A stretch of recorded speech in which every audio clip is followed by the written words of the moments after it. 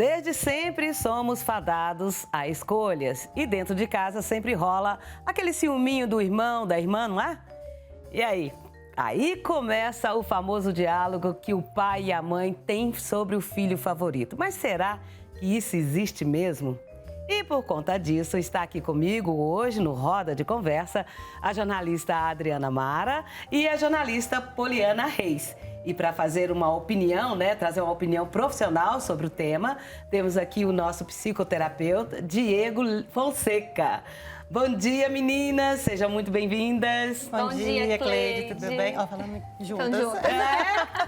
Muito legal. Uma alegria estar aqui novamente para falar desse tema polêmico. Estou um pouco tensa porque minha mãe e meu irmão estão assistindo. Se der problema lá em casa, Cleide, você vai ter que levar o terapeuta lá em casa. Adriana, oi. Vamos começar por você. Vamos. Na sua opinião, como mãe, que você é mãe de dois... Eu tenho um casal. Um casal. Uhum. Existe o filho favorito? Então. Pausa dramática. Então, não é que ele seja favorito. É que existe, como na vida, pessoas que a gente consegue lidar melhor. Por conta do seu perfil, da sua personalidade, né? E com filho é assim também. Então, tem aquele filho que a gente consegue... ser mais você mesmo, você consegue trazer ele de uma maneira mais fácil. E aí, não é que ele seja o favorito, é que é mais fácil nesse aspecto. Entendi. Mas não acredito que seja favorito, porque lá em casa, se você perguntar pro meu filho, ele vai falar que a minha filha é a favorita, e pra minha filha, ele vai falar que o meu filho é o favorito. É Então, assim mesmo? Lá na sua casa é assim? Então, lá em casa a reclamação sempre foi da minha parte. Eu, pelo menos, nunca ouvi o meu irmão falando que ele é o favorito, que eu sou a favorita. Era sempre eu falando assim: mãe, pai, vocês preferem o Bruno, porque tudo é o Bruno, tudo não sei o quê. Ele é meu irmão mais velho, só tenho ele. E aí eu sempre falei que ele é favorito. Mas é aquela história, né, Cleide? Eu não acredito. Eu acho, assim, que de fato tem famílias com problemas, e aí é uma outra questão, né? Uma questão talvez até patológica mesmo, né? Que infelizmente envolvem outras coisas, né? Como o machismo, como o racismo, que estão na nossa sociedade. Mas dentro de um ambiente normal, familiar, eu acredito que não. Ok. Diego, bom dia. Bom dia, Cleide, tudo bem? Eu também, e todo mundo você? Me ouvindo direitinho? Tranquilo. Primeiro eu quero agradecer o convite e cumprimentar todo mundo que agora deve estar assistindo ao programa de vocês aqui em casa. Estou muito feliz de participar com vocês. Então... De verdade, tem uma coisa que a gente tem que pensar primeiro, é que afinidade necessariamente não é a mesma coisa que amor, né? Então a gente tem uma grande dificuldade, por exemplo, com relação às relações pessoais e interpessoais, no que diz respeito a ser preferido ou preterido. Mas isso tudo são criações de elos, né? Elos que são construídos pouco a pouco. E é muito impressionante porque tem pesquisas na área, eu peguei uma pesquisa da Universidade da Califórnia, que ela fala que nessa entrevista, 74% das mães, elas afirmavam ter um filho que elas preferiam, e os pais 70%. E é muito engraçado porque geralmente as mães vão preferir as filhas e os pais vão preferir os filhos. Então, assim, tem muito aquela coisa da transferência, de eu transferir o que sou para o outro. Geralmente isso acontece, por exemplo, essa pesquisa e aquilo que tenho também no meu trabalho de terapeuta dentro do consultório, no dia a dia, é de perceber uma afinidade dos pais, geralmente com o filho caçula. E eu sou caçula, tá? Eu sou caçula. E assim, tem uma pergunta, mas por que seria esse filho, então, o que os pais teriam um maior cuidado ou talvez essa afinidade? É porque a experiência da paternidade, da maternidade, ela não tem uma escola, nós não temos uma cartilha de como criar alguém. E nós somos seres humanos feridos. E, através dessas feridas, as nossas vivências e as convivências foram moldando essas personalidades. E a gente também vai mudando com relação ao tempo. Com o nosso primeiro filho, por exemplo, o meu primeiro filho, eu tenho um filho de 19 e um de 15. E com o meu primeiro filho, o tratamento foi de uma forma, a minha experiência era uma experiência. E com o outro filho, a gente tenta errar menos. Então, a gente, às vezes, acaba doando demais, acaba às vezes até passando do limite, sendo super protetor e tal. E isso acaba acarretando um sentimento de como há uma preferência para um filho. Muitas vezes isso é tão perigoso nas relações, porque se isso fica muito claro, isso é um tabu muito grande, isso fica muito claro nas relações humanas e nas relações familiares, a gente pode causar nos filhos que sentiram-se deixados de lado ou preteridos, sentimentos de baixa autoestima, desvalor, não pertencimento. Então, quer queira ou quer não, os pais eles se manobram, a maioria deles, por tentar não demonstrar isso, por tentar dizer que não existe diferença, né? Mas às vezes inconscientemente a gente faz isso, às vezes de maneira inconsciente a gente se afeiçoa que parece mais com a gente transferiu mais das nossas características e que quer queira ou quer não acaba sendo mais compreensível. Porque vamos pensar, se eu, Diego, com o meu primeiro filho, era um pouco mais irritadiço, um pouco mais impaciente e tento mudar isso com o meu segundo filho, esse filho também é menos comigo. E aí isso se transforma num elo maior. O amor é o mesmo, mas esse elo, ele é diferente, tá certo? Então o amor, o grande problema, sabe qual é, Cleide? É quando as pessoas acreditam que ama mais que o outro, mas não ama mais que o outro. Ama diferente. Ama de uma maneira diferente. Agora eu vou falar uma coisa pra você. Eu já vi dizer que o corpo dá sinais. Quando você falou que era o caçula, você ficou assim meio vermelhinho, você é preferido? Ele falou, né? Ele até falou, costuma ser preferido. Mas uma coisa curiosa que ele falou também, que eu achei interessante, que ele falou assim, que os pais preferem os meninos, as mães as meninas. Eu sempre achei que fosse ao contrário, porque a gente sempre ouve isso, né? Mas eu sou fora da curva, então. Eu dou mais certo com o meu filho, e ele é o mais velho. Olha só. É o mais velho. Porque assim, também tem a questão da história. A Adriana, que criou o Henrique, é diferente da Adriana, por tudo que eu evoluí, que criou a Bruna. Ah, tá. Que são pessoas diferentes, 6 anos de diferença, né? Que é o caso do Diego. Pois né? Os filhos têm Aí pode ser, a minha filha, eu tento não mimar, eu tento empoderar a minha filha, por conta do mundo que a gente vive, né? E o meu filho, eu tento fazer com que ele respeite as mulheres, essas questões todas que a gente tem hoje, né? Então, também tem essa diferença. E como o meu filho é mais fácil esse approach, esse aproximamento dele, essa aproximação, na verdade, então... Parece que ele é o mais... que ele é o favorito. Mas não é, porque a minha filha eu tenho que dar uma volta para chegar onde eu quero. Entendeu? A personalidade dela é muito diferente da minha. Eu tive que reaprender a ser mãe com ela. Então eu tenho que dar uma volta. Se eu quero chegar num ponto, eu tenho que dar uma volta com a Bruna. Com o Henrique é papo reto, ele, não, beleza, mãe e tal. E resolveu, né?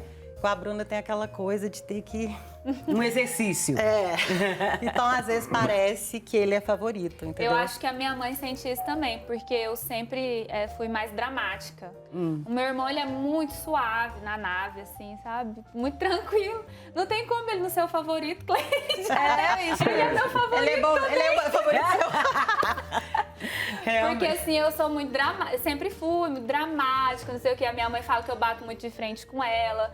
Mas eu compreendo também que é essa visão da Adriana. Eu acho que uma mulher criando uma mulher é mais complicado, porque a minha mãe, desde que eu era criança, mesmo quando eu não entendia, ela tinha consciência que o mundo ele é mais difícil para as mulheres. Muito mais. Ela precisava me preparar de outra forma, entendeu?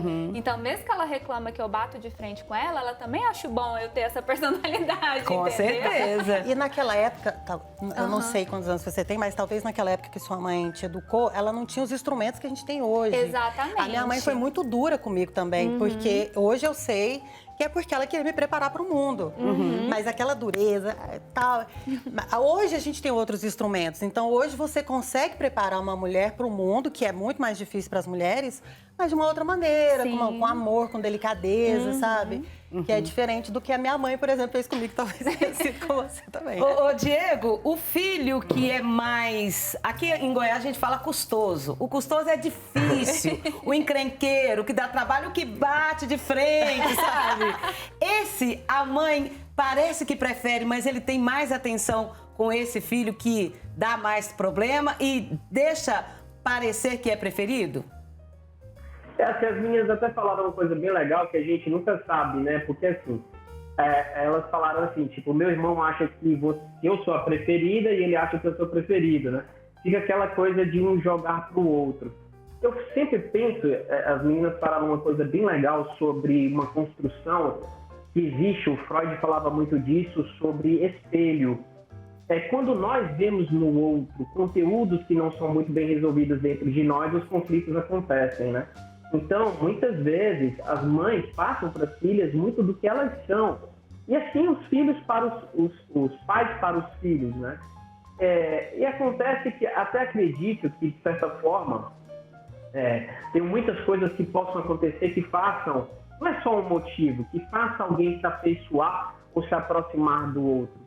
Por exemplo, eu posso dar um exemplo de, vamos dizer que o casal, ele vive uma situação difícil, vamos lá, um casamento complicado, e tiveram um filho. Esse filho é o primeiro filho, e aí esse filho, para a mãe, serve, por exemplo, como um alento dos vazios de talvez um sentimento de dependência, de uma ferida, do abandono, onde ela busca nesse filho justamente o complemento para esse vazio e o que não está encontrando no relacionamento. Isso também é muito perigoso, porque aqui eu posso construir relações de codependência emocional. Às vezes eu aprisiono meu filho na tentativa de que ele fique justamente tapando os vazios que eu não consegui resolver em mim, que falam do sentimento de amor próprio. E aí eu acabo que, no final das contas, eu vou sentir muito quando os filhos vão embora. Até aquela síndrome, pode aparecer a síndrome do ninho vazio. Os filhos vão embora, a mãe sente uma grande solidão, né? Porque tinha uma certa dificuldade. Mas de onde vem, Diego? Provavelmente da relação que teve com o pai dela, provavelmente das relações infantis. Então, são tantas coisas que podem acontecer. Eu estava fazendo uma análise esses dias, tem um psicoterapeuta muito legal, ele escreve sobre constelações familiares, o Bert Hellinger. Ele é o bambambam no mundo, infelizmente foi em 2019, mas o cara é fantástico. Ele trazia uma coisa incrível, eu falei dos caçulas, né? Ele disse que por conta dos caçulas provavelmente serem preferidos, e essa aproximação maior com os pais, vocês podem perceber, viu? Eu vejo aqui nas minhas análises, mas comece a pensar que vocês vão perceber quantas famílias vocês não conhecem que os caçulas é que cuidam dos pais na sua idade idosa. Vocês podem buscar que vocês vão ver muito. Porque é como se fosse uma coisa desse sistema familiar que deixa uma certa tarefa para esse filho que foi diminuído, esse impacto que houve dos filhos mais velhos, foi diminuído nele. Inclusive, isso acontece comigo, tá? Eu falo de experiência própria.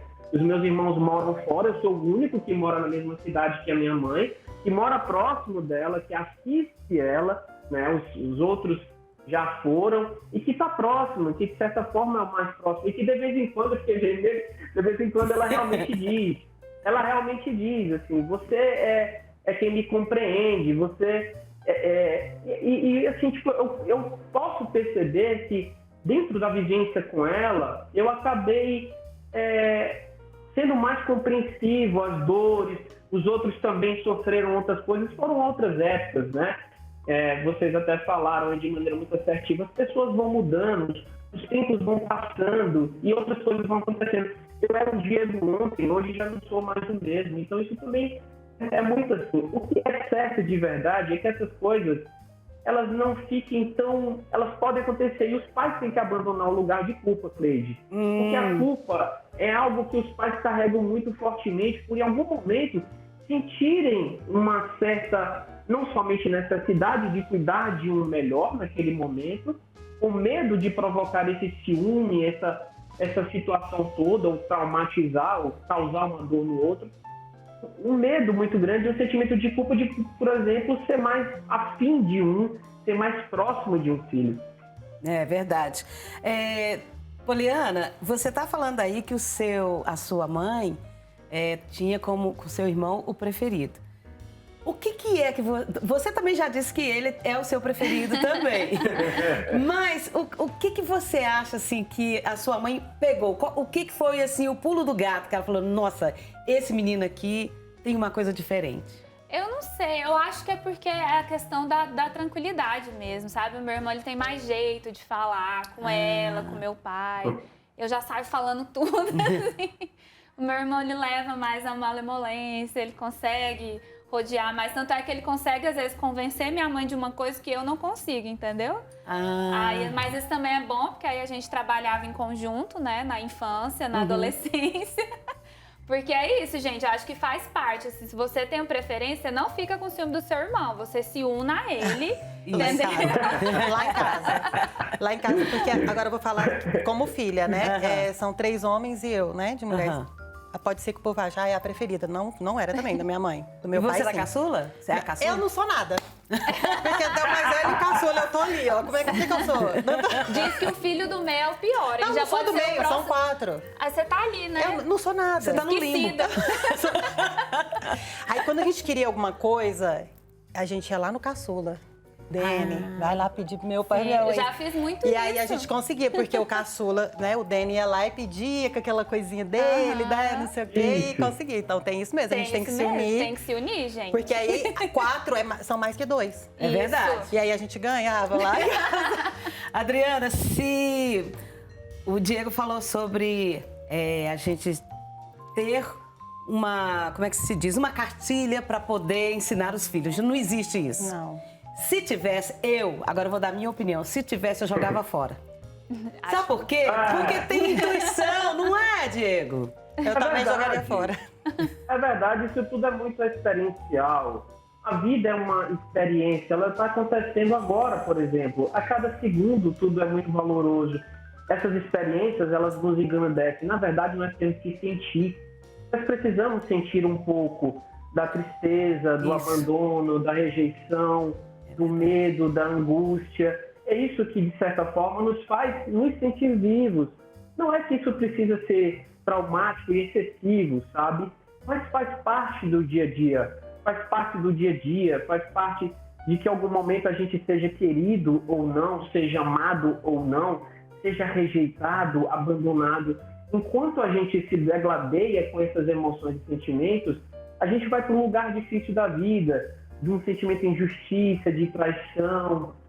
E a gente nunca imagina que simplesmente essas coisas podem só acontecer. Se elas acontecem, a gente pode lidar com isso de uma forma madura. Enquanto crianças, e posso confessar para você, Cleide, que isso é uma coisa que se mostra muito aqui no consultório, é quantos adultos ainda estão anexados a uma forma infantil de ver a vida, a uma forma muito infantilizada, presa nos traumas, geralmente nos conflitos da infância, onde justamente sentiram profundamente não serem amados, por exemplo. Então, quem não sentiu-se amado pelos pais, não se ama. Não se ama. Tem problemas severos de baixa autoestima, de dependência emocional, vive em relações tóxicas, que é o que está, assim, eu acho que o mal do mundo hoje, de verdade, é claro, é um assunto até para um outro debate, que são as relações tóxicas. Isso. A toxicidade, né? Tá uma coisa séria. A dependência emocional, gente, eu juro para vocês, que a gente tem, por exemplo, clínicas de internações para toxicodependência. Mas se houvesse para pessoas com dependência emocional, seria um boom, porque pessoas estão sofrendo muito por não se amarem. Muito, muito. Por estar buscando em todo o tempo isso externamente, em outras pessoas, em outras coisas. Então, assim, eu acho que você falou muito certo. Essa tentativa de que a vida seja uma exatidão é tão dolorido, né? Ela é só uma experiência a ser vivenciada, a ser aprendida, a ser curada, né? A gente está vivenciando. Nós precisamos viver. Com certeza. Não, e o Diego Agora, falou uma coisa muito interessante, que ele falou que é para as mães não se culparem tanto. Porque a gente vive nessa culpa. Hoje eu sei que eu tô dando o meu melhor. Entendeu? Exato! E eu, não é? Exato. E eu não tenho culpa, assim, falar, gente, eu tô dando o meu melhor. Todos os dias eu dou o meu melhor pro meu filho e pra minha filha. E isso me ensinou também a perdoar minha mãe.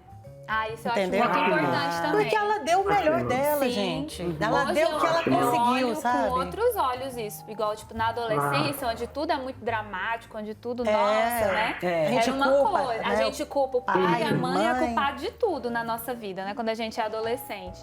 Mas hoje eu olho com outros olhos. Acho a minha mãe maravilhosa e fez mesmo, tem que fazer de novo e é isso aí. Agora, uma Com coisa... certeza. Mas, Cleide, eu quero fazer uma adenda aqui. A minha avó, meu irmão é o favorito da minha avó. Isso aí, não tem debate na Não, família. vó tem favorito. Isso aí não tem debate na família. Todo mundo está consciente que é o meu irmão. Mas eu sou a neta favorita da minha avó. Queria dizer que foi um espaço conquistado e que esse ano, no aniversário dela, ela falou isso pro grupo da família inteira. Ela falou assim, obrigada, minha neta favorita. Então, assim, Nossa. olha, eu conquistei isso da minha vida. Agora eu quero falar de um favoritismo também no trabalho. Você acha que o nosso diretor tem uma jornalista preferida? O Padre Rafael? Nossa, eu acho que ele tem alguns, viu? Eu posso também citar nomes acho. aqui, mas não vou citar. Eu acho que não é bom citar os nomes. Acho que é bom não, a gente deixar no sigilo, né? Mas, eu Mas acho ele que é nosso preferido, pronto. Ele é nosso preferido. Mas ele também confessou que ele é o preferido da mãe dele. Ah, ele falou mesmo. Ele falou. Ele falou que é o E ele tem preferido. muitos irmãos, né? Sim. É verdade. O Diego, você tá aí? Pois não, Cris, tô aqui. Essa questão que nós falamos aqui no trabalho, tem também de colegas, de amizade, pessoas que ficam, você prefere fulano, prefere ciclano. Isso. Quando eu vim trabalhar aqui na TV, eu tinha duas amigas que a gente saía o tempo todo, só que eu me dediquei muito ao trabalho e elas ficaram de lado. Elas falam, você me deu um toco. Olha só se pode isso. Exato. Tem muitas amigas assim Exatamente. também. Fala muito justamente do que está mal resolvido no outro, né? Do que está muito mal resolvido, do senso de você ser meu. É apego. Não é uma coisa amorosa, por exemplo, amizades que tolhem, relacionamentos que tolhem, tipo, quantas mulheres, por exemplo, e até alguns homens, né, que estão vivenciando situações, por exemplo, de você tem que abandonar toda a tua vida, todas as tuas amizades, tudo que você faria por mim. Você prefere isso, você prefere aquilo, você não me prefere. Isso fala de dores profundas, né? De coisas que precisam ser bem resolvidas. Se você tinha uma amizade que não foi compreensiva com você, de perceber que em algum momento você pôde se dedicar a sua vida a outro lugar, é que talvez essa pessoa, por exemplo, não tivesse todo o mérito de estar como sua amiga, né? Então, assim, tipo, a gente precisa perceber também que pessoas vão e vêm na nossa vida. E existe uma coisa muito impermanente. Pessoas passam, pessoas chegam, pessoas saem. A gente também tem que se permitir abrir mão de certas coisas, às vezes que dói. Então, numa amizade, mas essa amizade é uma amizade que me põe para baixo, que me cobra de noite atenção. Meu Deus do céu, é isso. Então, a gente começa a rever se eu realmente preciso de certas coisas na minha vida. Eu preciso me priorizar, né? Então, acho que talvez essa pessoa, ela não foi compreensiva a ponto de perceber, e talvez o sentimento dela de amizade também não fosse talvez tão verdadeiro. Adriana, você tem uma amiga ciumenta? Muitas. Ai, meu Deus. Gente, muitas. E eu não sou uma pessoa ciumenta. Não? Então eu não entendo. Sabe? Mas aí eu já falo, gente, pelo amor de Deus, eu não sou dona nem dos meus filhos, que nasceram de mim. Aí você quer ser minha dona? Eu falo isso. Quando eu vou você saiu com fulana, não saiu comigo. Falei, saí mesmo, foi ótimo, foi maravilhoso. Um dia a gente sai juntas. E deixa o problema com ela. Não é mais meu problema. Devolve o problema, Eu devolvo né? pra ela, sabe? Mas e finge que não tô escutando, mude de assunto, porque também não quero perder a amizade, né? Mas eu tenho muitas. E você, Poliana, tem? Não, eu já fui a amiga chata, ciumenta. Hoje em dia, não. Você foi a chata. Mas nada que uma terapia não resolva na nossa vida, né, gente? Ó, terapia salva. Olha, terapia, amor próprio é muito importante. Eu acho que essa questão que o Diego e a Adriana falaram, que tipo assim, a gente é dono da gente mesmo. A gente faz o que a gente dá conta e a gente faz o nosso melhor. Né? E todo o resto não é que você vai abandonar, mas é estabelecer limites, né? Hoje eu tô me dedicando mais ao trabalho. Não, hoje eu vou ficar com meu marido. Não, hoje eu preciso ficar sozinha para ter um momento meu. Então, assim, porque a vida ela é diversa, né? Nós temos muitas conexões na nossa vida, graças a Deus. Graças a Deus. Que bom, né? Então, assim, ficar muito preso um ao outro. A gente até teve um depoimento lá na nossa redação, Diego. A gente brinca que a gente fala aqui bonito, mas que a nossa redação é muito tóxica. Demais. Porque a gente é ciumenta, a gente reclama um com o outro o tempo todo. A gente quer forçar a pessoa a pensar igual a gente. Exatamente. A gente quer forçar a pessoa a concordar com a gente. E tem um agravante. Eu fui eleita avó da redação. E eu tenho um monte de netos. Aí eles querem que eu fale aqui no ar qual que é meu neto preferido. Mas eu não vou falar. Tem que falar. O Galo tá Tem aqui isso. falando que é Mas meu a gente, diretor. eu já sei qual que é. Fala, quem é? Eu também sei quem que O é. Felipe. Não. Não? Caçula, hein? Eu Você viu? Não, tem a Sara também. Tem a Da Sara também. A Sara Estão também. colocando a Cleide Viu? na parede. Estão colocando a Cleide na parede. Mas a gente já traçou o perfil de todos, né? Porque tem o neto caçula, a neta mais velha, a neta que criou essa questão da avó. É. Tem o que é mais, né, problemático. Então a Cleide, assim, já divide toda a atenção dela. Você dá atenção pra todo mundo, Cleide. É verdade. Bom, pra gente terminar essa conversa, Diego, por favor, me dê um norte. Como que eu resolvo essa questão do filho favorito dentro de casa? Dá um recado aí pras mães que estão aí com essa tal de culpa. Exatamente. Eu acho que a gente precisa abandonar de verdade a culpa. Essas relações são naturais. O que a gente precisa ter cuidado, de verdade, mesmo que eu tenha essa preferência, é de que ela não fique uma coisa que acabe sendo realmente excludente para o outro, né? É que eu converse, por exemplo, às vezes que eu preciso dar atenção mais para um, e principalmente quando são crianças. Porque quando nós somos crianças, a gente é muito rígido. Por exemplo, eu tenho casos aqui de adultos que se acharam abandonados porque o pai esqueceu na escola durante 15 minutos. Por exemplo. Nossa, era meu maior medo na infância. Principalmente quando meu irmão não ia, porque a gente ia na mesma escola. Aí se meu irmão faltava, eu falava assim, meu Deus, vamos esquecer na escola. Meu pai não vai vir, nunca esqueceu, gente, nunca esqueceu. E o esquecer, fica... O esquecer se transforma no não sou amado, não sou querido, não sou valorizado, não presto. E se transforma num sentimento grandão de desamor, um trauma tão gigante, gente. Então, assim, tudo que a gente precisa é dialogar honestamente. Meu filho, eu estou precisando de dar um pouco mais de atenção para o seu irmão agora. Vem até aqui também, me ajude nessa atenção. Boa dica. Exatamente. Eu faço um sentimento de inclusão ali. Eu estou incluindo ele nesse momento. E justamente soltar a culpa de que em algum momento, mesmo que inconsciente, essa aproximação, essa afinidade venha a aparecer, porque eu não acho nem que seja uma preferência, eu acho que seja muito mais uma afinidade, um sentimento de me ver mais no outro, de sentir-me mais compreendido pelo outro, né? Que às vezes não acontece com todos os filhos. Para além daquilo que foi construído desde a infância, Cleide, nós também temos a nossa própria persona, aquilo que é o nosso eu mais profundo, que se sobressai em algum momento da nossa vida e que pode, de certa forma, falar para o outro algo que não traz tanta aproximação, mas que não fala desse sentimento de não fui amado. É justamente não compreenda isso como não fui amado. Muito obrigada pela sua participação.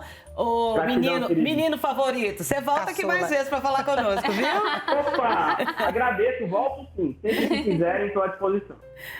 Meninas, muito obrigada. Obrigada, Achei ótimo o papo hoje. Que bom. Nós teremos mais, né? Mais roda de conversa sempre, Só toda chamar. quinta-feira. E eu quero, gente, registrar aqui nessa papo de conversa o nome de duas pessoas aqui, que é o Elmo e o Saulo. São meninos que eles cuidam das mães deles com muito carinho. Salve pra eles.